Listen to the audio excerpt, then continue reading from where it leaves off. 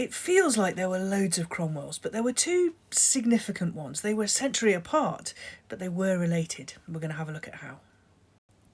We're going to go all the way back to the 1530s when Henry VIII is on the throne. Now, Henry VIII has a chief minister called Thomas Cromwell, and this is our first Cromwell, really well known. This is a painting of him, and this is him in Wolf Hall. He was Henry VIII's chief minister until 1540. He was involved in everything that went on, and eventually it all went wrong. And he fell out with the king, and he had his head chopped off. That's an axe, by the way. So Thomas Cromwell had his head chopped off. But he had a sister, and she was called Catherine. And Catherine was married to a chap called Morgan Williams. They had a son, and he was called Richard. Now, Richard got on well with his uncle Thomas. He even worked for him.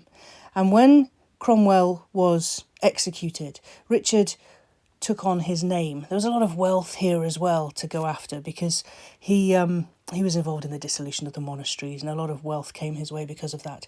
So Richard used the name Cromwell. Now, Richard had a son, and he was called Henry. And he had a son, and he was called Robert. They were far better at mixing the names up, this lot, than the royals. And he had a son, and he was called Oliver. And this is the second Cromwell. The second Cromwell that we talk about. Now, over here, what was happening is that Henry died. He had a son, and he was called Edward. Edward died, and it went to his sister Mary, and then her sister Elizabeth, and then her cousin James, the sixth and first. And then the throne went to Charles I. Now, Oliver Cromwell was a landowner. He was a Land Rover? No, he was a landowner and a soldier and a politician. He fell out with Charles I. Yes, it's a bit of an understatement. But what happened was that Charles I ended up losing his head. That's another axe, by the way.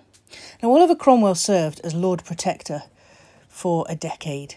He died, but it was okay because he had a son, and he was called Richard. Well, Richard... Well, it wasn't okay, really, because Richard was a bit rubbish. And in the end, Charles I had a son, and he was Charles, and he restored the monarchy as Charles II when Richard wasn't really good enough. So there you go. Oliver Cromwell there, the Lord Protector for a decade, but he was related, distantly, to Thomas Cromwell, the Chief Minister, back in the 1530s.